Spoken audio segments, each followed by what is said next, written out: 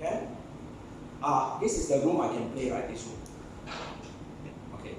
Okay, gentlemen, I'm going to start in electrical field, and to do that, I am going to start teaching on the type of charges. And basically, there are around two types, basically, but the third one is more used in radioactivity. The first type of charges is the plus charge, called a proton. Okay, it has a charge of 1.6 times 10 minus 19 coulomb. Now, for people taking particle physics, especially the year 4 IP, the positive charge need not just be protons, it could be positrons, okay, a smaller elementary unit, okay, equivalent to the electron, but let's stop that. So for now, you take it as the proton is the plus charge here. Bear in mind your proton is 2000 times heavier than electron, okay.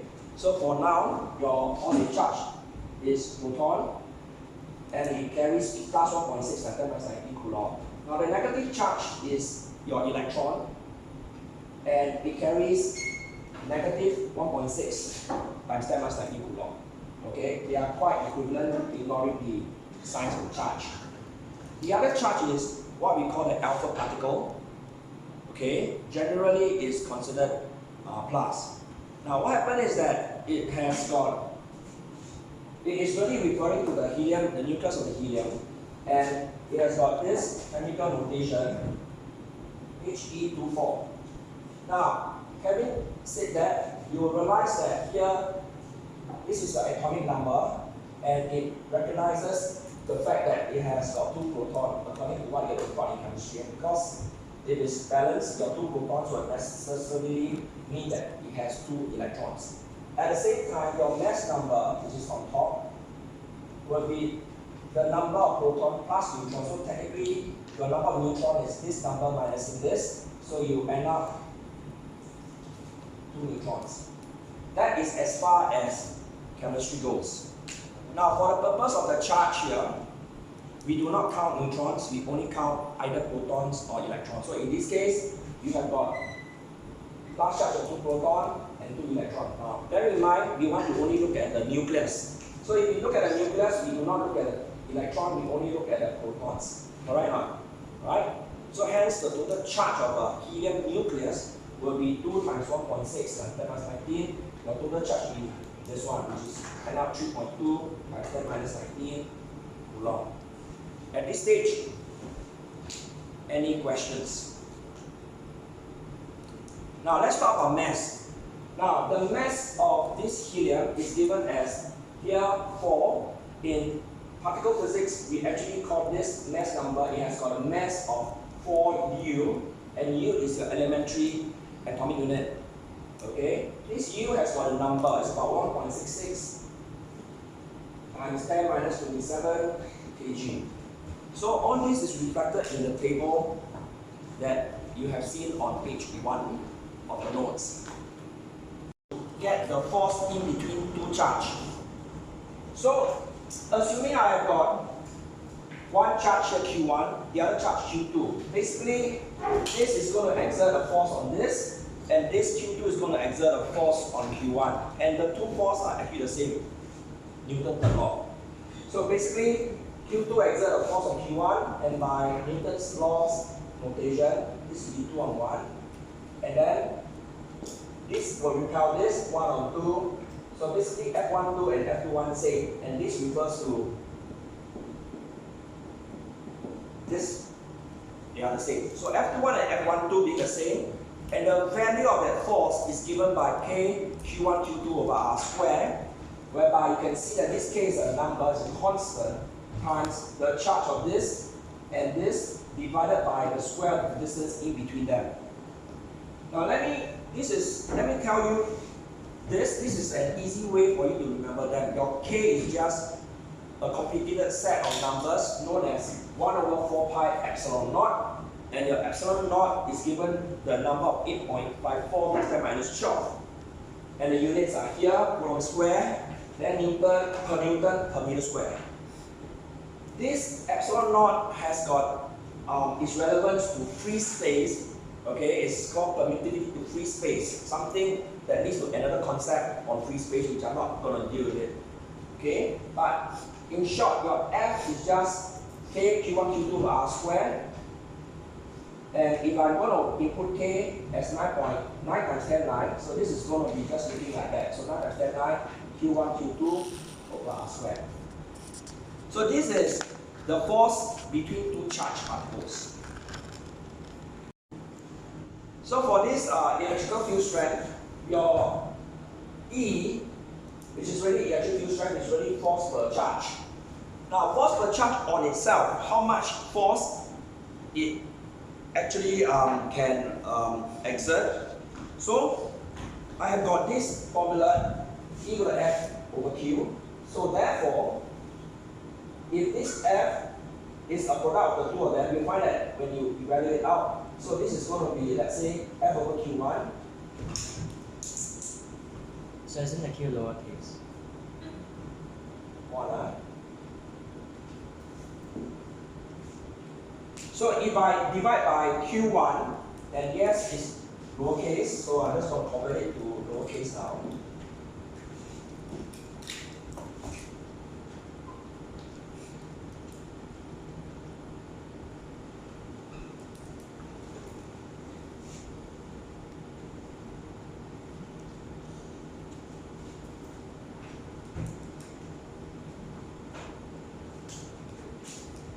You know that from the diagram just now, if I have got a plus charge and a minus charge, you know you've been taught, okay, your electrical field pattern is always plus to minus, plus to minus.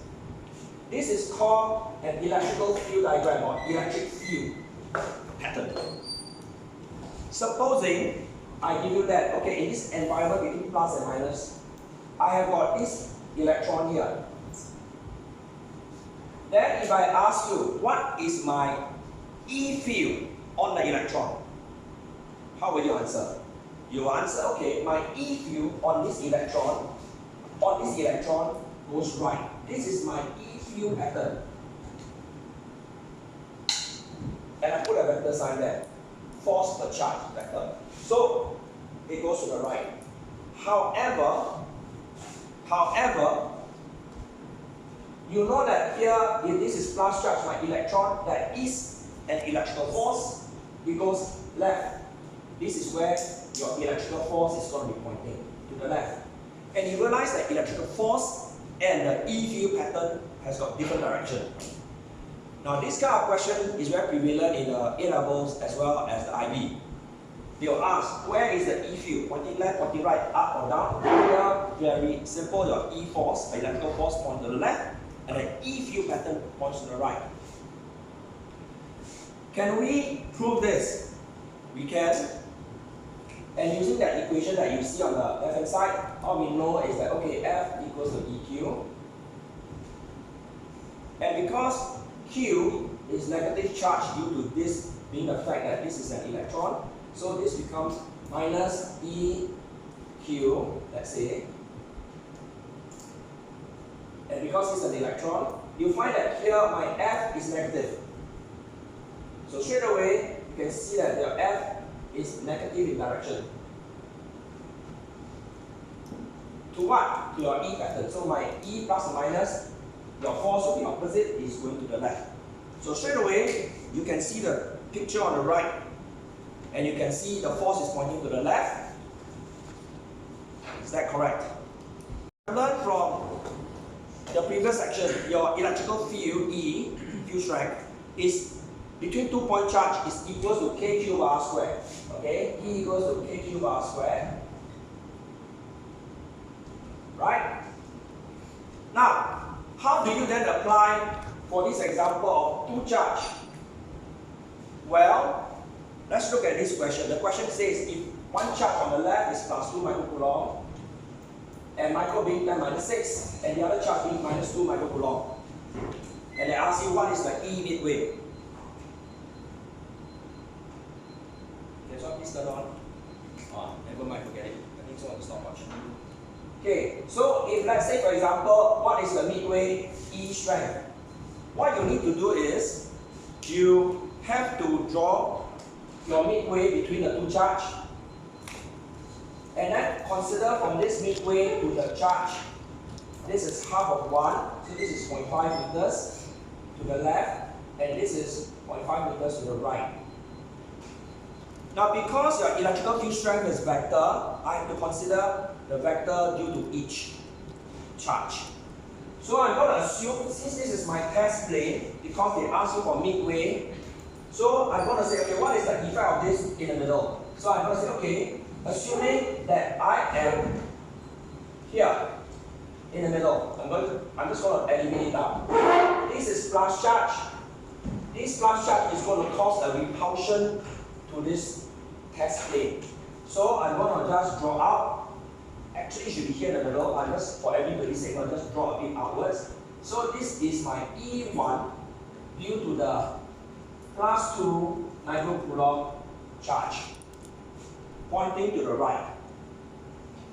This one, agree? This being plus charge will repel this point to the right. Agree? Can? At the same time, I got E2. Due to this being minus, I got an E2 pointing to the right. And I write in mathematics notation due to this minus 2 microcoulomb. So my total E at the midway is going to be E1 plus E2. And then, this being the case, your E1 due to plus 2 microcoulomb and E2 due to the minus 2 microcoulomb. This portion here, is it okay? Algebraically, it looks easy, but I have not even come to the more interesting mathematical part yet. E1 due to the plus 2 will be written as, since E is k cubed r square, this is k cubed over 0.5 squared. On E1 here, any question? Any question? Any question, guys? This part. So this E1 has got this value here. What about E2? Now I've got an E2 term. Your E2 is due to the negative 2 microcoulomb. Now please take note, we have already taken care of the minus sign because it's a vector plus to the minus. So when I later put in the second term, I do not put in the negative sign. So I just put modulus k due to the minus 2 microcoulomb. Let's refer it as plus 2 over 0.5 squared. Okay? And then later I calculate the whole thing out using calculator. You just use k cubed over r squared for E term. And because this Q is really negative 2 microcoulomb, but when I put the Q inside, I will have to put as 2 microcoulomb, ignoring the minus sign. Because it's the same direction. Yes, because now I have taken out the minus sign and put it and treat it as a vector. So when I treat it already as a vector, I do not need to reflect a negative sign there. And that has been given to you in line 2 of part A. Please refer. Now let's re-evaluate the mathematics and I continue on. So your k is 9 times 10, now you end up by that.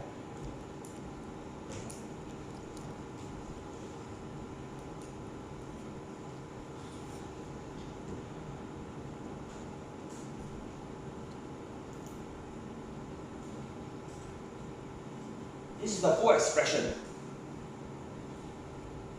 Emmanuel, you get it?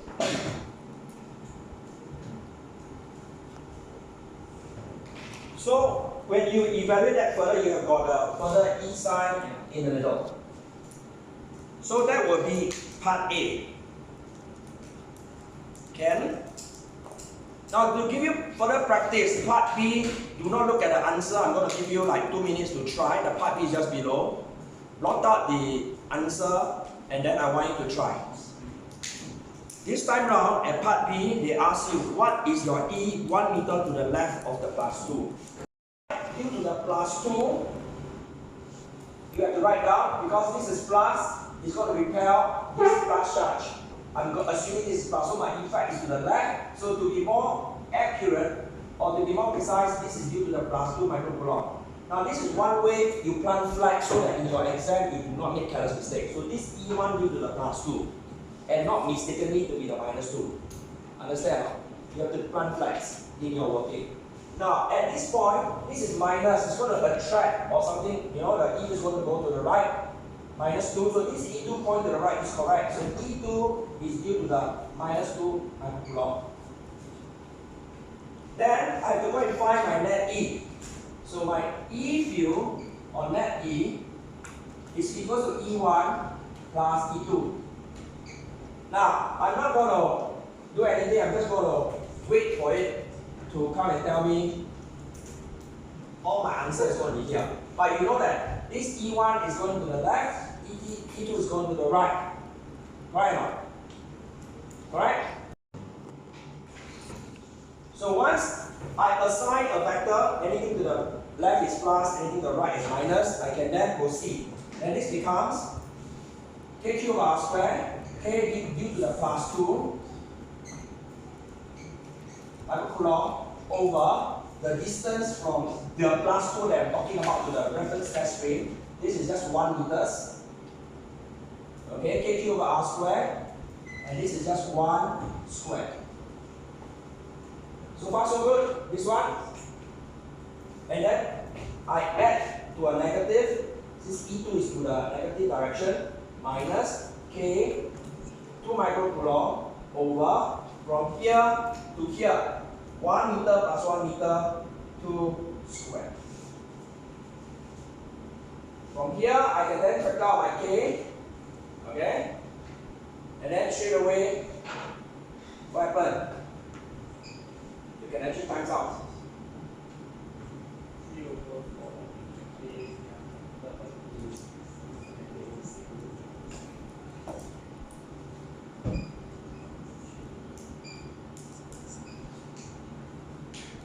And my answer come out. So far, so good. In terms of K, so far so good. Okay. Now, if you want, you can break down your K to the 1 over 4 pi epsilon naught. I choose not to, and just in terms of K, and I can then work it out, no problem. So this is how you do your E vector sum for this type of E electric field question. So far, okay or not? The next concept I'm going to teach you is on potential. Your potential is the work done to bring a charge from infinity to that point. Okay? It's given by this formula, V equals to KQ over R. Okay? Again, your K being 1 over 4 pi epsilon naught. Your V potential, okay, has got a unit volts, okay, and is scalar. Now, again, the same thing as before. I got, let's say, 2 charge plus and minus. I didn't change anything.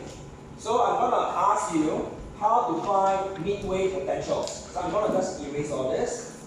Alright? And I'm going to ask you what is your potential midway. And if you can solve for potential, you probably can solve for potential energy. Okay? So that's the interesting part. So, same thing. Plus 2, minus 2, 1 meter apart, and what is the midway potential? Now, we are now at page 6. Now, because energy is scalar, and because energy is scalar, you do not have your vector method to help you. So, your Q must put the plus or put the minus inside the term.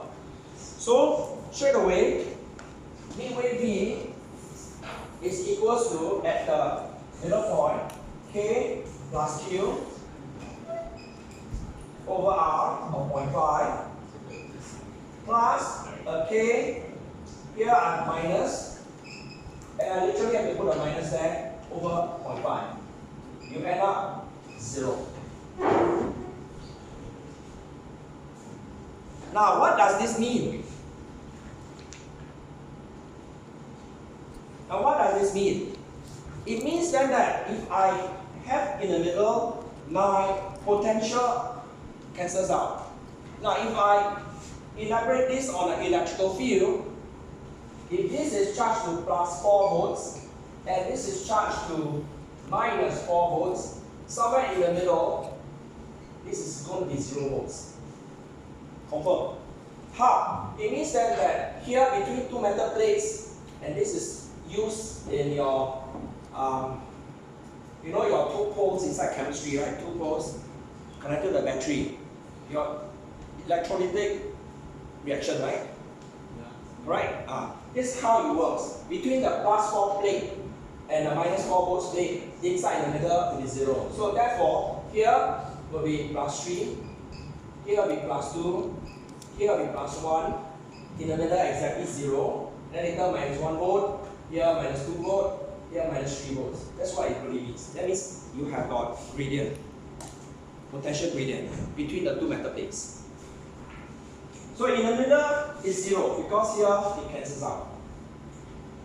Now I'm going to leave part B to you and see if you can get the same answer as me. Please try. Part B. Okay? 1 meter to the left.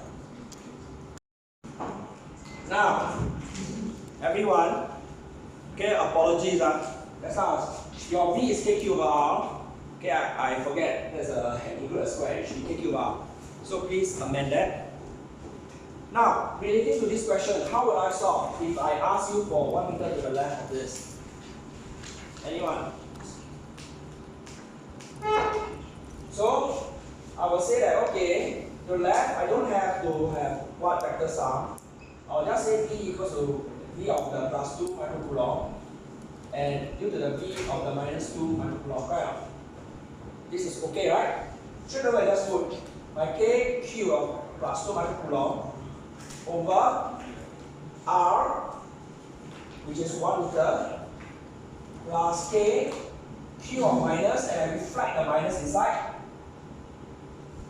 over, from here to the minus, will be 1 plus 1, 2 meters here.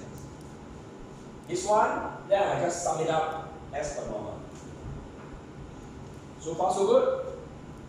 So V is very simple, just add up. Can? Okay,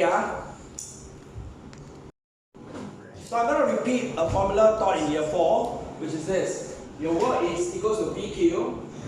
Okay, I do a delta change on this, work done, assuming Q constant.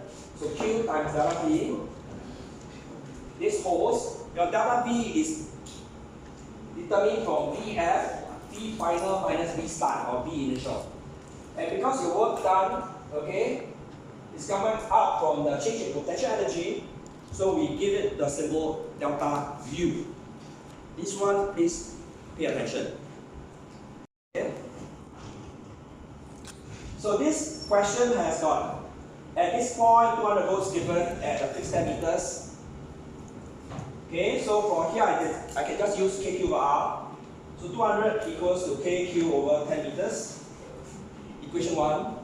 And at point 2, 100 volts equals to KQ over the whole distance from point A to the charge. So 10 plus R written here. And I solve simultaneous equation. I'm very sure you can solve that for R.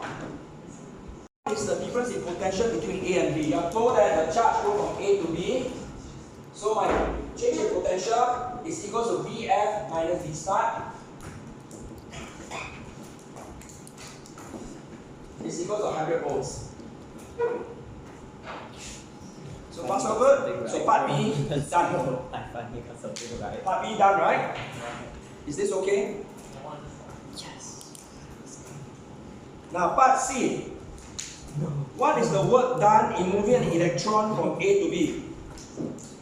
So A to B, what is the work done?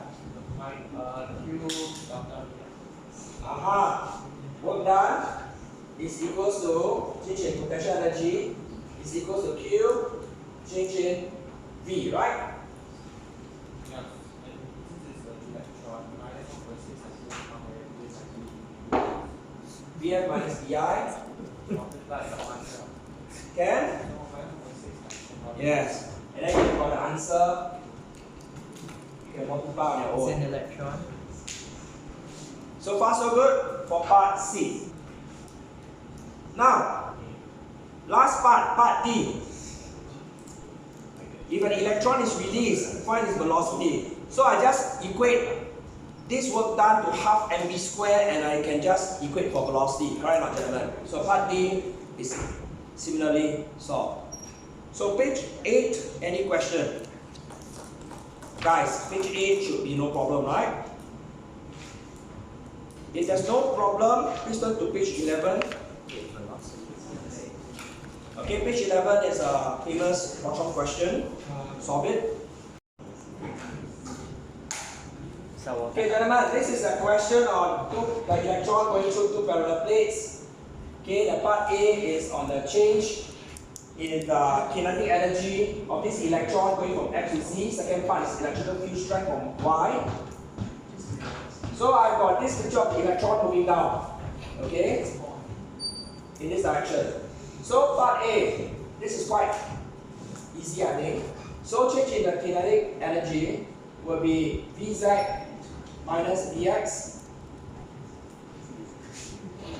And you know that your Vz is 0 volts versus that of 100.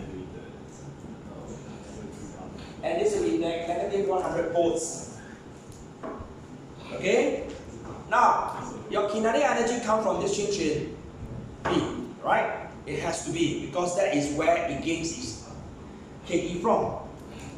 So with this change in V, I can then calculate what is my U, right? So remember, your change in U is equals to charge change in V, right? As per what I taught you just now, right? This is correct. 100, and I'll end up with 1.6 times 10, 21, right? It's, sorry, not 21, 17. Can? So negative 17 volts. Now, so by conservation of energy, this would be the energy given. And then you've got that. So anything you want to ask on part A, guys? So far, so good? So I've got this electron going down this path, and they ask you what is the E in the middle of this field. So all you need to do is, okay, I take this E here in the middle of these two lines. So all I need to do is, okay, your E is equals to the change from 300 to 100 this part. So change V over change X. Your change is 300 and 100, which is 200, divided by, and this is the scale that you need to have. Take a ruler, go and measure, and then go back to the scale. And inside your question, this should be equivalent to 0.17 of a meter. This is the length here, which is scale. So your direction of the E strength, you realize that this is plus and this is 0. Plus to minus. So plus to minus, your E field should be downwards, correct or not? Correct, according to your field pattern. So straight away your E field is minus. But what about the force? What is my direction at Y? My force should be outwards, right? So straight away this answer is plus upwards already. Correct or not, gentlemen? Now, because I know E, can I find force? I can, because E equal to F over Q. To find force, you just EQ and get everything done already. Correct, gentlemen? So if F equal to EQ, you just take this answer for E. So F equals to EQ, and just take this answer times 1.6 times 10 minus 19. Okay? And then there you are. And that's the answer. Any question?